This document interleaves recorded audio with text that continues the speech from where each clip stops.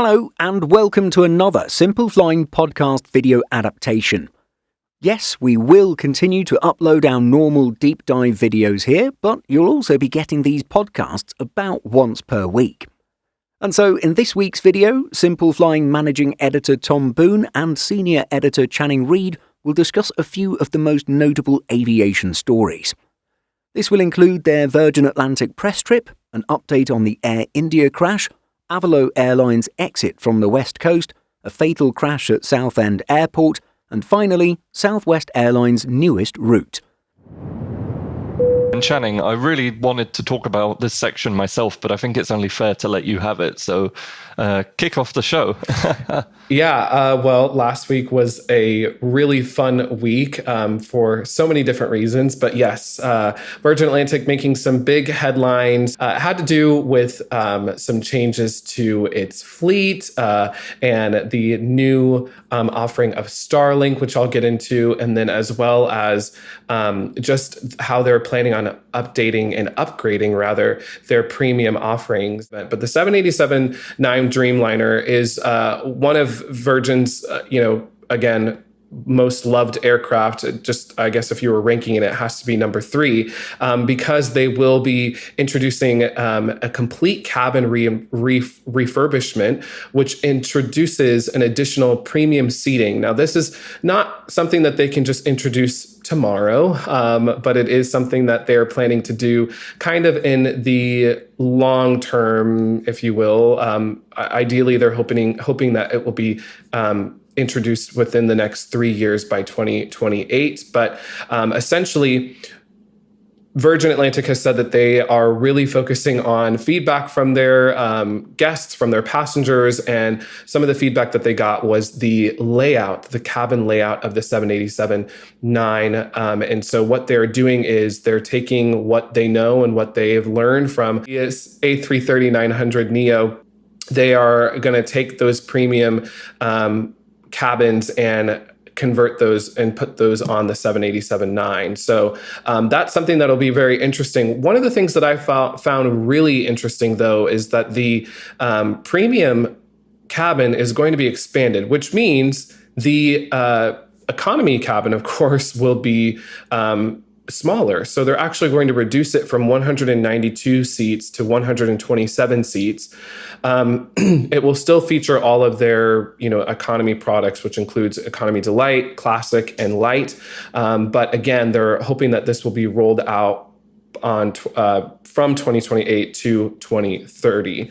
But it doesn't just stop there. We're also looking at the A330 Neo. They're looking at getting more aircraft that will be delivered, and they're going to be configured with increased premium seating. This is going to happen from Q3 2026, and they're hoping to boost the upper class to 48 suites with 56 premium seats, premium economy seats, and 128 economy seats. This also boosts the upper class and premium class seating from 32 seats, 32 upper class suites, 46 premium economy seats, and 184 economy seats. So the airline is saying that it's going to add more than 400 additional upper class seats daily on their business and leisure routes, including New York JFK, Boston, Tampa, Miami, and Orlando.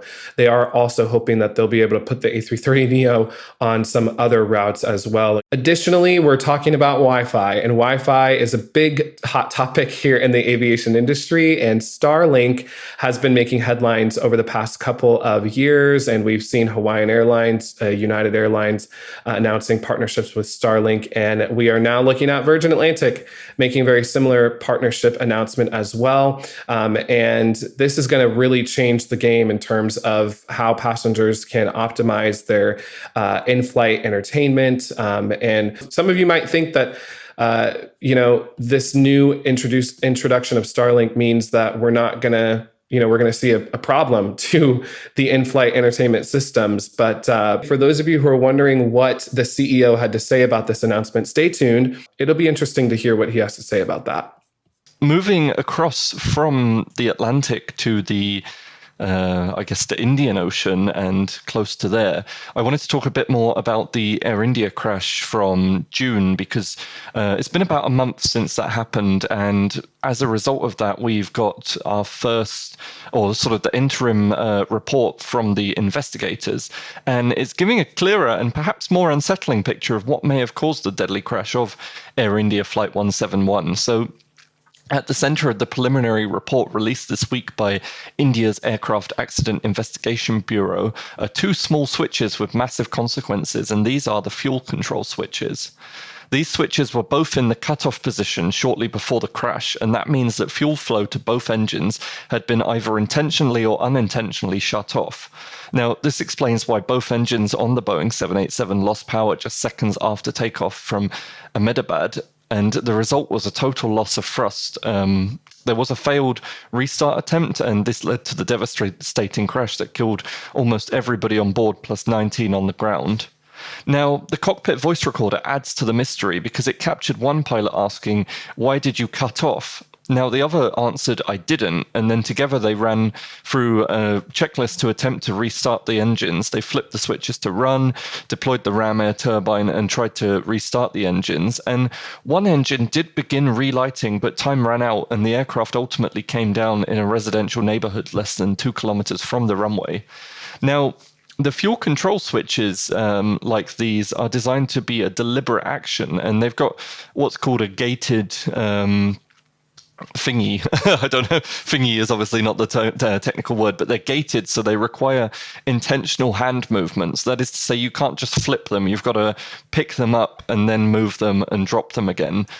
So how did they end up in the cutoff position? Well, that's now the focus of the investigation. And one area getting renewed attention is a 2018 FAA bulletin that warned of rare but possible fault in these switches. Now, in some cases, they could reportedly look like they're in the run position, but actually cutting off fuel flow. The FAA did not issue a formal directive at the time, and it only recommended voluntary inspection. Now, Air India has confirmed it never performed those checks. And since the report's release, Boeing and the FAA have reassured operators that the 787's fuel switch design remains safe. Boeing says there's no evidence of mechanical failure in this case, and the FAA stated that the current data does not justify a mandatory airworthiness directive. At this point, they're not calling for design changes or fleet-wide inspections, but other regulators are not waiting. South Korea's Transport Ministry, for example, announced this week that it's preparing to require inspections of all Boeing aircraft in the country equipped with similar fuel switch systems. This includes the 787 and also some 737 variants. And their statement cited both the 2018 FAA advisory and the new findings in the Air India crash. Notably, the aircraft involved in the crash had already undergone replacement of its throttle control module and fuel switch locks. This was done in 2018 and again in 2023. Now, other carriers outside India and South Korea have also begun voluntarily inspecting their aircraft, and while no other incidents involving dual fuel switch failure have been reported in active passenger service, the unprecedented nature of this case has sparked international concern.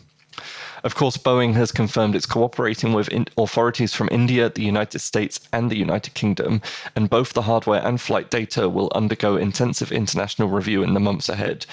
I guess it will still be quite a while until we find out the full report, but this is a really interesting interim insight into what went on in those tragic few minutes of Air India Flight 171. Yeah, absolutely. It really makes you question even more, hopefully we'll get more details as the investigation goes on, but yeah, quite an interesting development. I know when I first heard that, I read the whole report and was thinking, what happened? What we need more answers here. So, but it is good for Boeing and other airlines to do some their own investigating, and on top of that development, and realizing, all right, no, this is safe. There aren't any big major changes that we need to make in terms of those switches. But yeah, hopefully we will get more information on that in the coming days, and really again try to piece things together. But it is very, very crazy to think that it's been a month since that happened. Another development that we're following, and something that is fairly new here, Avelo Airlines, that is an ultra low cost carrier here in the United States. And they made some big news on Monday, July 14th, announcing that they will start closing down its hub at Hollywood Burbank Airport before eventually ceasing its Southern California operations by the end of the year. And it doesn't just stop there. The airline is also planning on exiting the West Coast entirely. So that includes the Bay Area, so Sonoma, California, Eureka, Northern California. We're also looking at Medford, Oregon, Eugene, Oregon, Bend, Oregon, Portland, Oregon, the Pasco Tri-Cities in Washington, Kalispell, Montana, Las Vegas, Nevada, a very popular market, and as well as Palm Springs, California. All of these destinations and markets the airline is planning to exit them by December, although it will begin to start in August. In a statement obtained by CBS News, the airline said, quote, "This is not an easy decision. Our company's deepest operational roots are in Burbank, having launched our first flight there over 4 years ago during the COVID pandemic." So as I mentioned, on August 12th, Avelo will only have one aircraft operating out of Burbank before closing its only base on the West Coast on December 2nd. The budget carrier will then plan to move all of its aircraft and some employees over to its other hubs across the Midwest and eastern portion of the U.S. The airline continued to say, quote, "We believe the continuation of service from Burbank in the current operating environment will not deliver adequate financial returns in a highly competitive backdrop. We intend to redeploy these Burbank aircraft to business areas where we see more efficient long-term growth prospects, while also building depth and breadth to our East Coast operation." So Avelo offers flights across the U.S. and to international destinations, including the Dominican Republic, Jamaica, Mexico. It also operates out of 8 hubs across the U.S., flying out of airports in North Carolina, Florida, Connecticut, and New Hampshire. One of the things that's also very interesting about this development is, obviously it's a financial move, right? So we're looking at, this airline obviously having a difficult time, but we also reported about how they have received a lot of backlash from their decision to perform these deportation flights. And so there's also been a lot of conversation about that in terms of how much money did the airline get for making those, performing those flights, making that decision. That was something that we covered here on Simple Flying, and it got a lot of buzz. A lot of people were talking about how the airline is, essentially partnering with the Trump administration. So to see something like this, it just kind of seems like, a blow to its network, a blow to the operation, as well as, its employees that it has on the West Coast. So according to Fox News, employees in California will be given the opportunity to transfer to another Avelo base. Avelo currently operates out of multiple hubs, as I mentioned. So there is hopefully an opportunity for these affected employees to be able to still keep their jobs. However, that's most likely going to mean that they're going to have to relocate to somewhere else. Well, I mean, it's sad to see them leaving where they started, but I guess it's good that the airline is leaving there rather than just continuing to bleed unprofitable routes. I wanted to hop back across the Atlantic to the UK and talk about something that happened on Sunday, July 13th, and that was that a tragic accident occurred at Southend Airport, claiming the lives of all 4 people on board a small aircraft. Now, the crash happened just moments after takeoff, like the Air India crash, and has left investigators and the public searching for answers. So the aircraft involved was a Beechcraft B200 Super King Air, and that's a twin turboprop aircraft commonly used for, business cargo, medical evacuation flights, etc. This one in particular was operated by Zeus Aviation, and that's a Dutch charter company based at Lelystad Airport in the Netherlands. And this flight had arrived in the UK earlier in the day as part of a medical evacuation mission and was departing Southend for its return to Lelystad. Now, according to reports, the plane took off from the runway around 4 p.m. local time, but just within seconds of becoming airborne, it began to climb, then appeared to bank sharply to the left. Eyewitnesses said it seemed to lose lift, continued turning, and then suddenly dropped nose first to the ground. The impact occurred within the airport's perimeter, not far from the runway, and was immediately followed by a large explosion.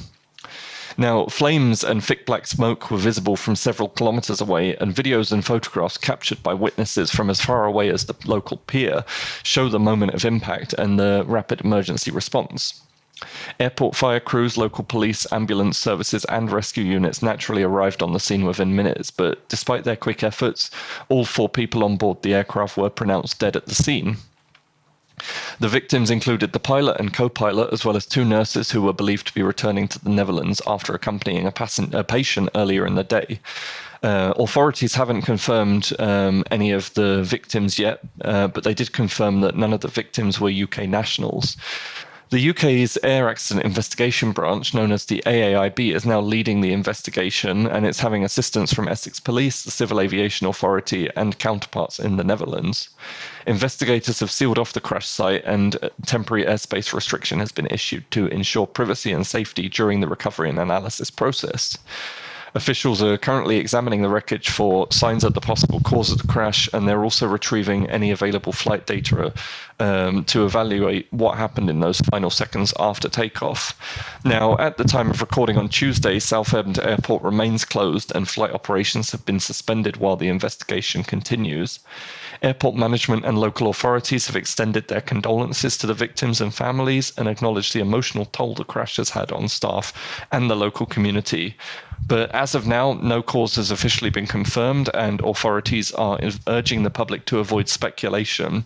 Of course, a full report will come at some point, similar to and how we've seen with other incidents, so we'll keep an eye out for that to find out what really went on.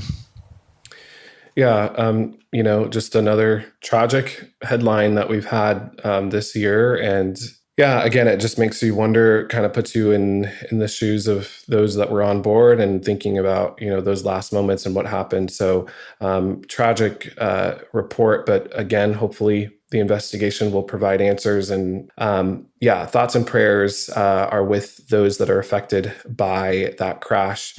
But we are going to switch gears and go back to the US and talk a little bit about another low-cost carrier, Southwest Airlines, who has been, really, as an aviation journalist, I'm kind of like just off to the side looking at Southwest and thinking, okay, what are you going to say next?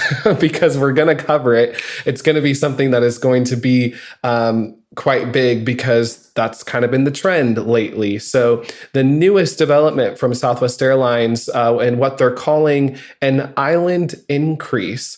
The airline intends to grow its network in 2026, initially with new service to St. Thomas, adding the U.S. Virgin Islands to the carrier's tropical destinations in the Caribbean. The service is expected to begin in early 2026 and will be available for booking on its website very soon. Now, this is the first of 3 new destinations for 2026. Southwest expects to announce this summer. It will be its 9th island destination served by Southwest in the Atlantic Basin, joining Aruba, the Bahamas, Cayman Islands, Cuba, the Dominican Republic, Jamaica, Puerto Rico, and Turks and Caicos Islands. Southwest also offers international service to Belize, 2 destinations in Costa Rica, and 3 destinations in Mexico. Bob Jordan, the airline CEO, said, quote, "We are listening closely to what our customers want, from new products and loyalty benefits to new destinations. We want to make Southwest Airlines the easy and obvious choice every time, and this is another meaningful step in our ongoing transformation." And it's also exciting, for the tourism industry. Governor Albert Bryan Jr. of the U.S. Virgin Islands, I believe, said, quote, "Today marks an exciting milestone for the U.S. Virgin Islands and our growing tourism industry. We are proud to welcome this new partnership with Southwest Airlines and look forward to greeting new travelers to our beautiful island home." And again, when you look at Southwest Airlines and the transformation that it really has had, not just in the past year that has been making the biggest headlines, but when we're talking about maybe the past decade or so, maybe a little more than a decade now. This airline, started off as, again, think of its name, Southwest Airlines, focusing on the south and west of the U.S. It grew a lot bigger, started in Texas, it grew larger, but for the longest time, it was really only offering destinations within the U.S. And here we are looking at the expansion into the Caribbean, into international destinations. Hawaii was a very, very big announcement when they were able to get their aircraft certified for those trans-Pacific operations. And then, of course, they got the Boeing 737 MAX 8, which something that we also reported on a few weeks ago. They're interested in potentially offering flights to Europe as well. So just a huge expansion for, an airline that a lot of people have only seen as, okay, this is, traditionally a US airline. I'm just going to fly these very short haul routes. Some of them are, routes that people literally will commute on for the day. But Southwest is definitely entering this larger business and leisure scene, which is great news there. I also found it really interesting. Again, this is the first destination that they've announced since 2021. Something that Aviation Week reported on. That actually was a strategy that the airline had post-pandemic. Of course, we know that the pandemic, caused a major blow to the entire aviation industry. One of the strategies that Southwest had was to exclusively focus on building up its service at airports that were already on its map, which is something different from what other airlines have done since 2021, really. A lot of airlines have added new destinations. Some of them have added them and then realized that they don't work out. We're looking at, Velo Airlines, for example, other airlines as well that, they are excited about these, initially saw the demand, but then it, phased out and they exited the markets. So this is an interesting strategy that Southwest has. And, I'm sure that it, obviously the demand is there for them to be able to announce this, but I'm sure that that demand will continue and it'll be a new great offering for its passengers. So something to look forward to. And I'm also now, again, I'm going to go back in my corner and just wait and see what the next development that we can report on from Southwest, because as I mentioned, this is the first of 3 new destinations that the airline is planning on for next year. So more news is on the horizon, I would say. Yeah, it would be interesting to see if they sort of keep up the long haul stuff, because, we've seen time and time again, low cost long haul doesn't work. And I mean, even Wizz Air has been the latest to sort of show this, pulling out of serving Abu Dhabi. So, Southwest seem to be making it work, but let's watch this space.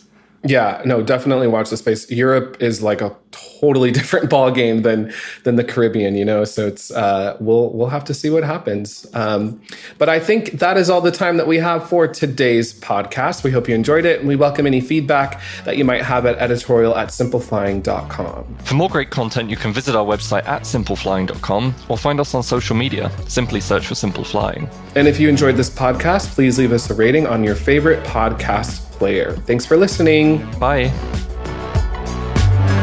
In addition to our daily YouTube videos, Simple Flying publishes over 150 articles and a podcast every week. Visit simpleflying.com.